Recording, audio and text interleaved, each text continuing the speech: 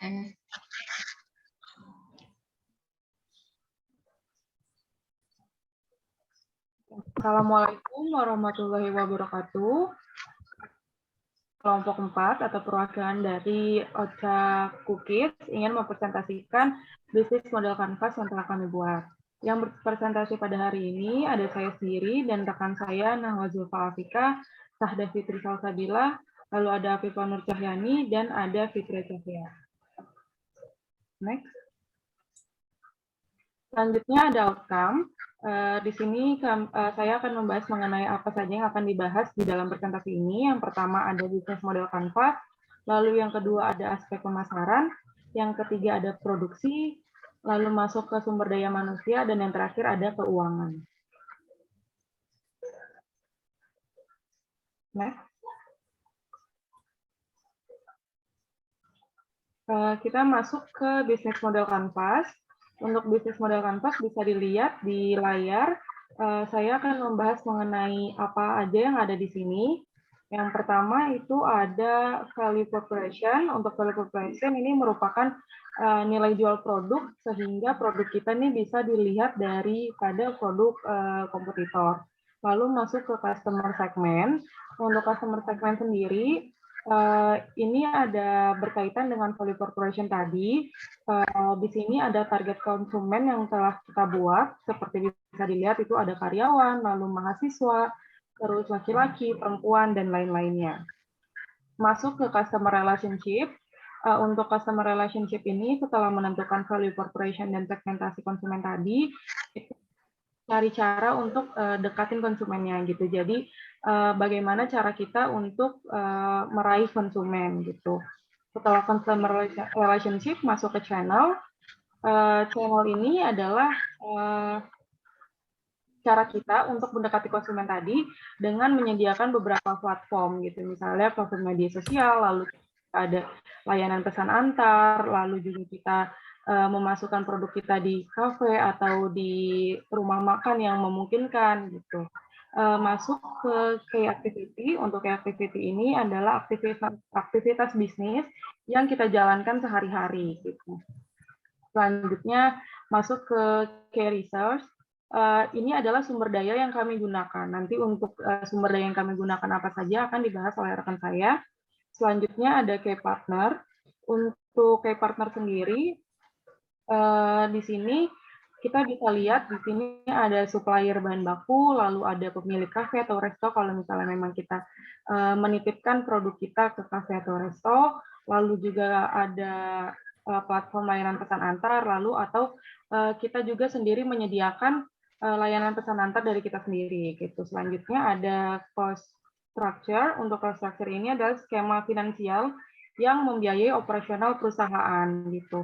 Selanjutnya ada revenue streams, itu adalah sumber pendapatan tetap untuk menjalankan aktivitas sehari-hari dari perusahaannya. Untuk selanjutnya akan dibahas oleh rekan saya.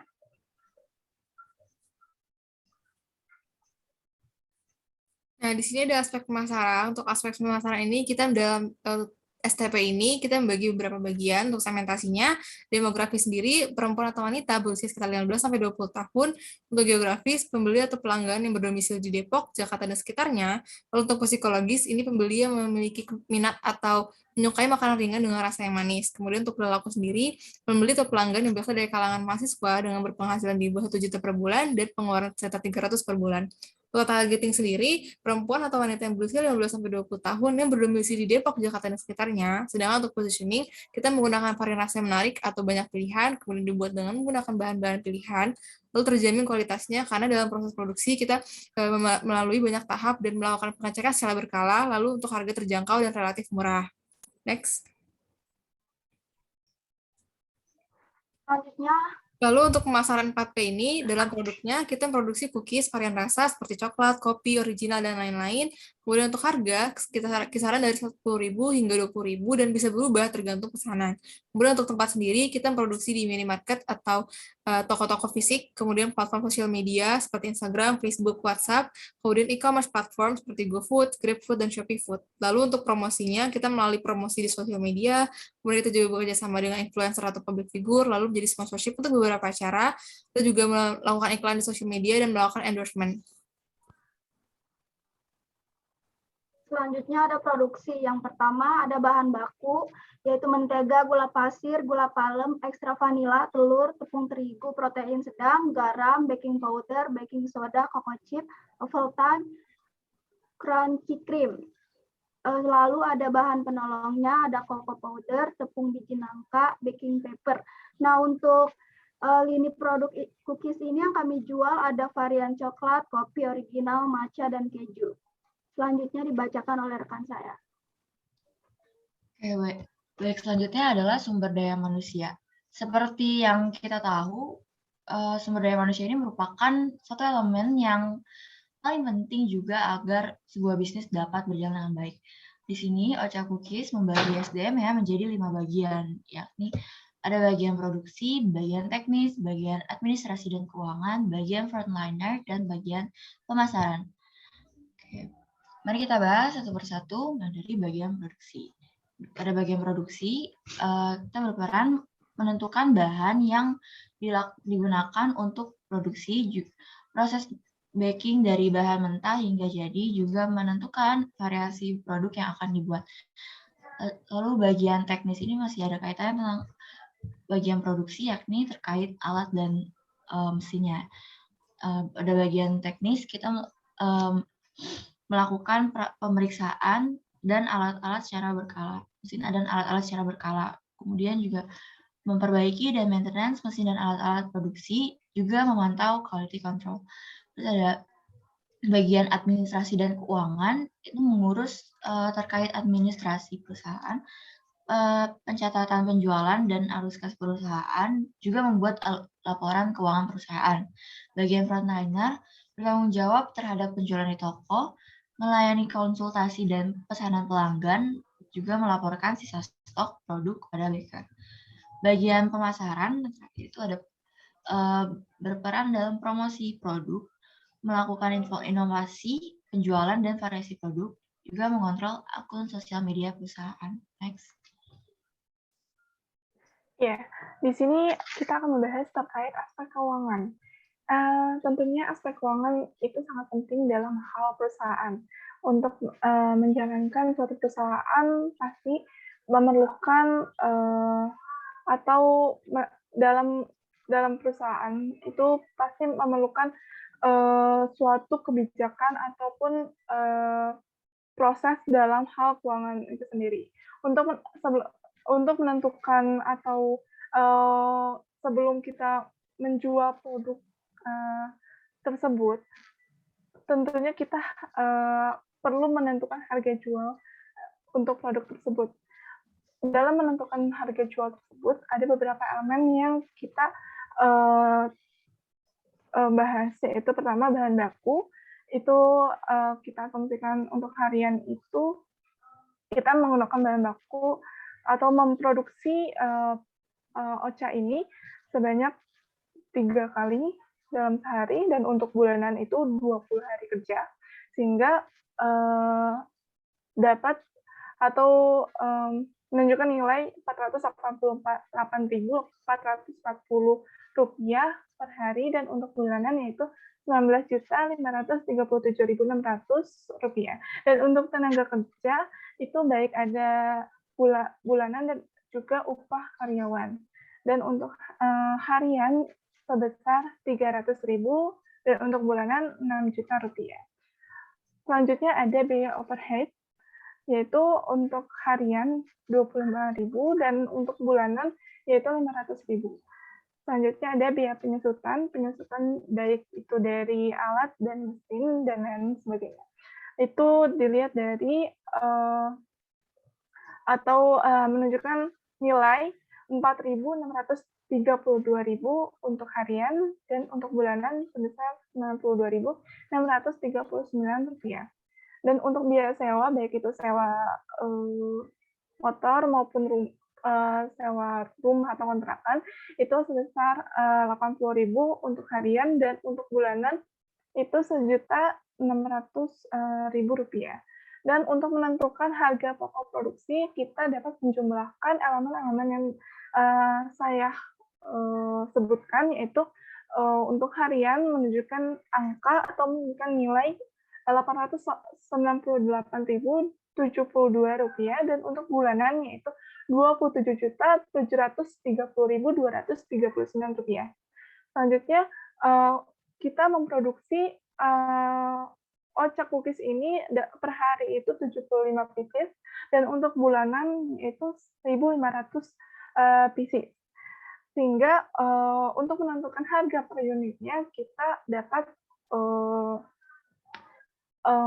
membaginya dari harga pokok produksi dibagi jumlah produksi, sehingga menunjukkan nilai 11.974.000 untuk harian, dan untuk bulanan yaitu Rp18.487. Dan untuk persentase keuntungan, kita mengambil atau kita mengasumsikan mengambil keuntungan sebesar 40% dari harga per unitnya, sehingga kita menjual produk sebesar Rp16.764.000 untuk harian, dan untuk bulanan yaitu Rp25.882.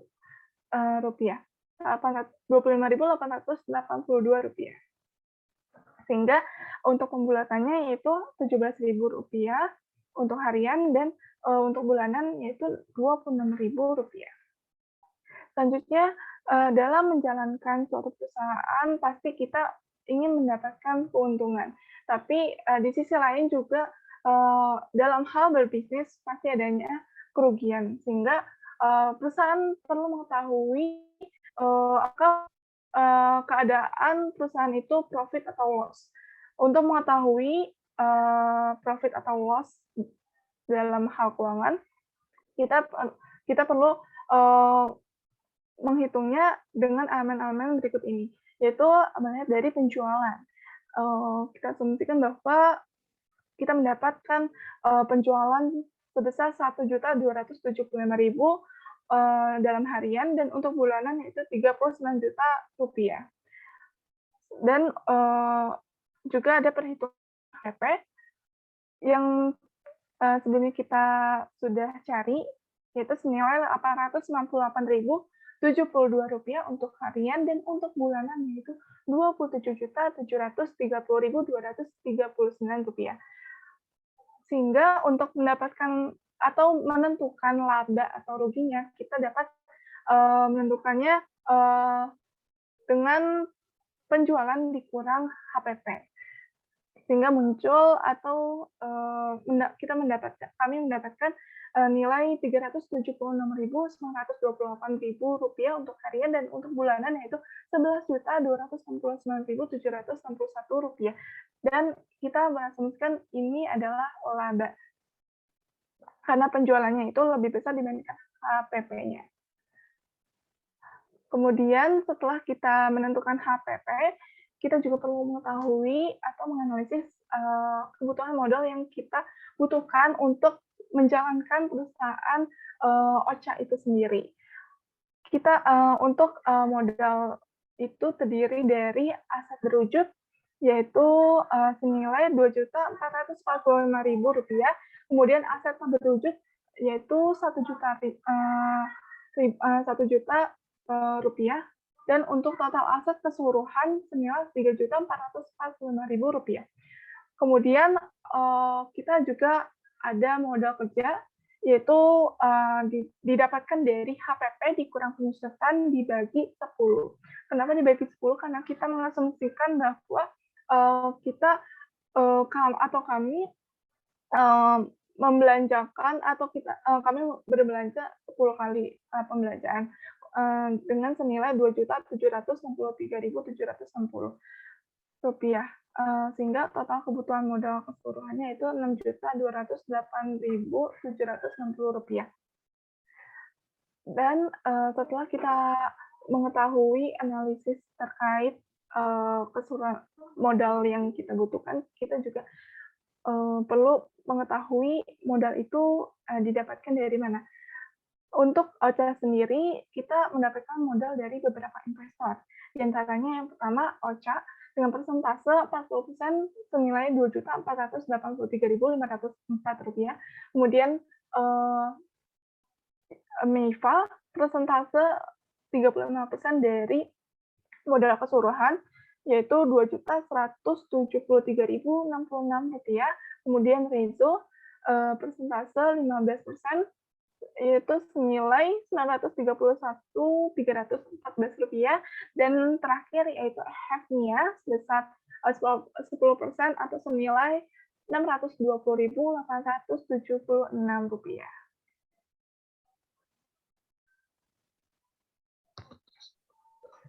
Baik, sekian dari kami. Semoga apa yang sudah kami presentasikan memberikan banyak informasi mengenai produk yang kami jual. Kurang lebihnya mohon maaf. Sekian, wassalamualaikum warahmatullahi wabarakatuh.